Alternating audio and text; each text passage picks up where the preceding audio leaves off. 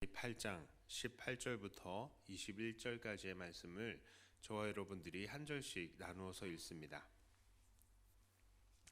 이에 그가 세바와 살문나에게 말하되 너희가 다볼에서 죽인 자들은 어떠한 사람들이더냐 하니 대답하되 그들이 너와 같아서 하나같이 왕자들의 모습과 같더라 하니라. 그들은 내 형제들이며 내 어머니의 아들들이니라.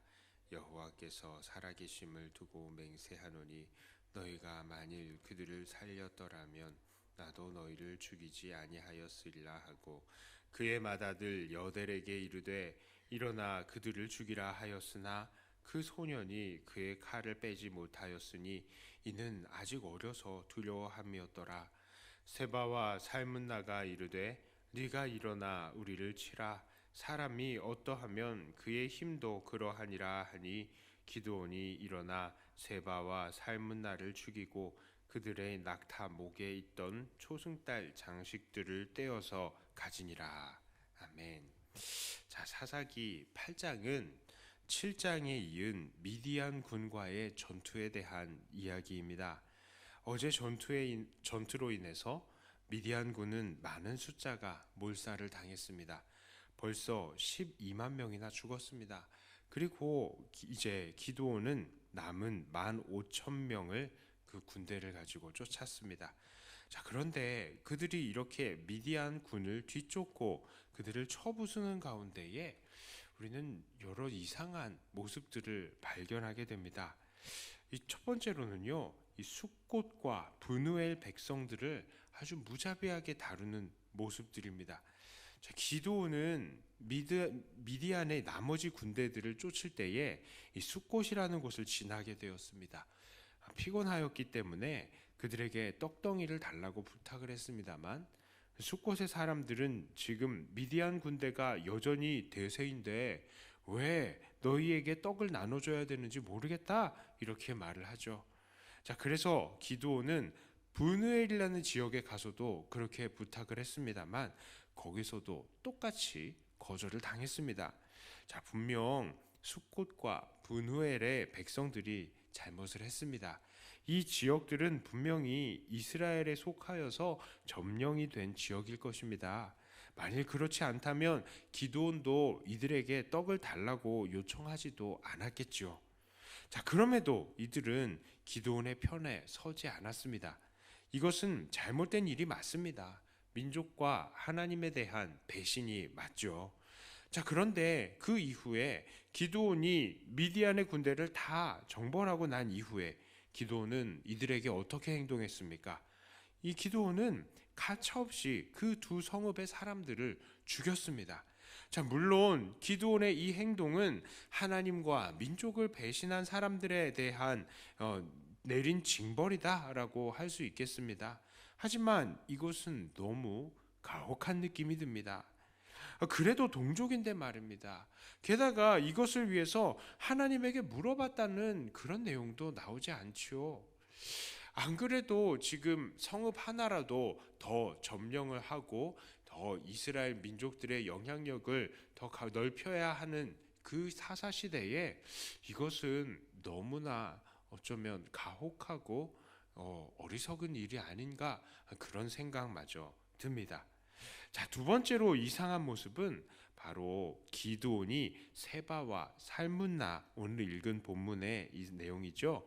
세바와 살문나를 대하는 태도입니다. 이 세바와 살문나는 다볼 지역에서 이스라엘 사람들을 많이 학살했던 것 같습니다. 그래서 기드온은 이들을 죽임으로써 그들의 범죄에 대해서 복수를 했습니다. 자, 그의 입으로 너희가 만일 그들을 살렸더라면 나도 너희를 죽이지 아니하였으리라라고 말을 합니다. 자, 이런 걸 보아서 그의 행동은 복수라고 보는 것이 마땅합니다. 자, 그런데 그 과정이 너무 이상합니다. 20절을 보니까 그는 처음에는 그 세바와 살문나를 처단하지 않고요, 직접 처단하지 않고 그의 아들 여델을 명령해서 그들을 죽이라라고 명령합니다. 그런데 이 여델은 여전히 두려움이 많은 소년이었습니다. 이 소년이었기 때문에 칼을 뺄 수 없었다라고 했는데 너무 아이에게 과도한 일을 시키고 있는 것입니다. 자, 여델이 이들을 죽이지 못하자 세바와 살문나가 기드온을 부추깁니다. 21절을 보니까 네가 일어나서 우리를 치라. 사람이 어떠하면 그 힘도 그러하니라 라고 말합니다. 한마디로 야, 네가 장수라면 장수답게 씩씩하게 우리를 죽여라, 이 말을 하는 것이죠. 자, 그리고 그 말에 기드온이 일어나서 세바와 살문나를 쳐 죽였습니다. 언제부터 장수가 됐다고 지금 장수처럼 씩씩하게 나와서 세바와 살문나를 쳐 죽입니다. 여기까지 읽으면서 우리는 정말 이상한 생각이 들지 않을 수가 없습니다. 왜 그렇습니까? 기드온에게서 너무나 잔혹한 태도가 나타나고 있기 때문입니다.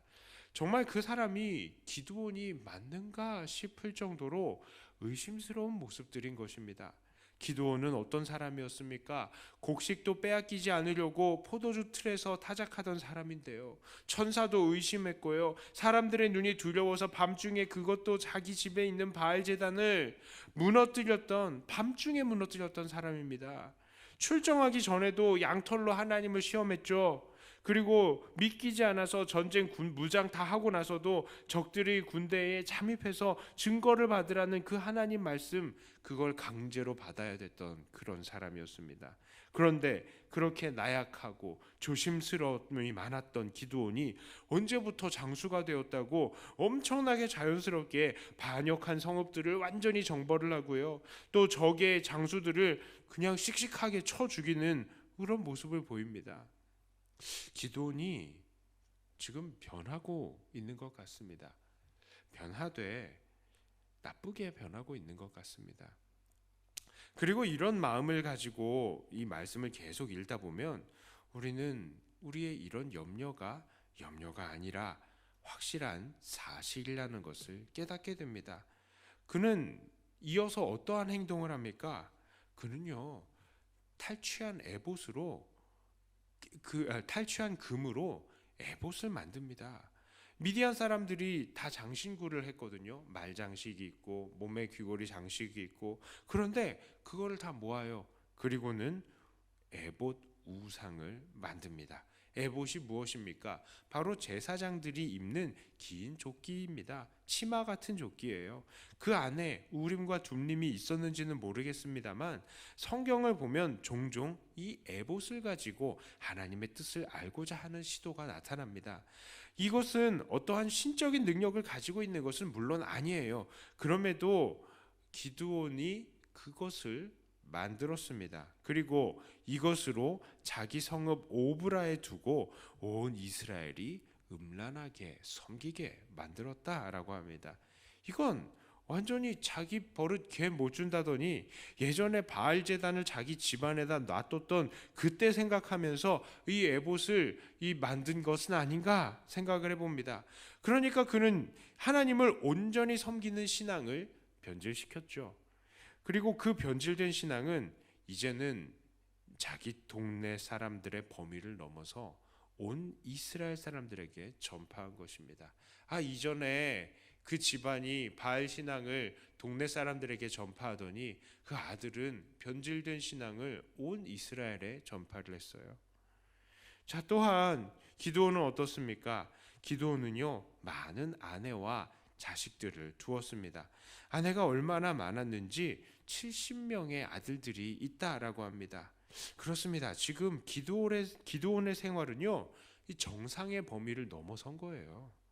23절을 보면 자기 입으로는 왕이 되지 않겠다라고 이야기를 했습니다. 또한 자기 아들도 백성들을 다스리지 아니할 것이다 라고 그렇게 말을 했습니다. 그렇게 말해놓고 그의 삶은 지금 보통의 왕들보다 더욱더 위세가 넘치는 것이었습니다. 또한 결정적으로 그가 얼마나 자기를 왕같이 여겼는지 그의 이 아들의 이름에 나타날 정도로 자기는 왕같은 삶을 살았습니다.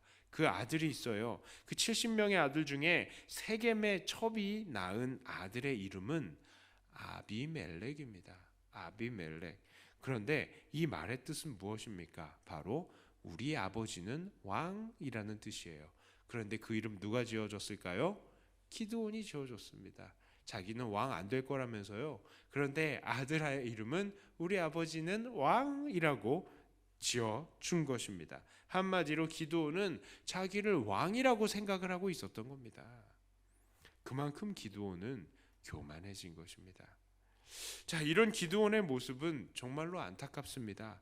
기드온은 처음에는 너무나 겸손해 보였지만 큰 전쟁에서 이긴 후에 결국 교만해졌습니다.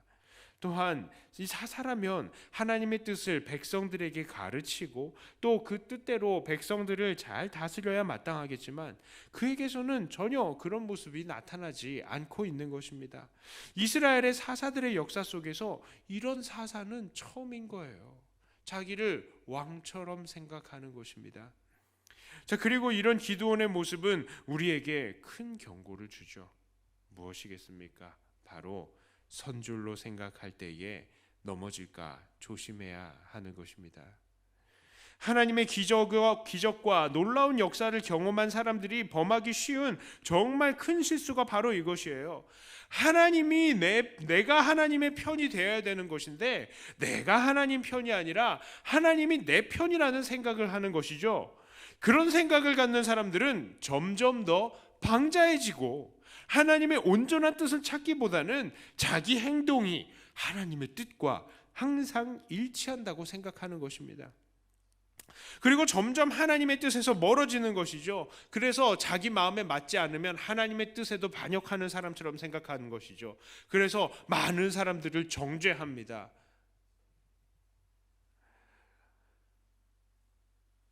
그리고 점점 하나님의 뜻에서 상관없는 사람이 되는 것입니다. 과거에 얼마나 많은 소위 하나님의 사람이라는 사람들이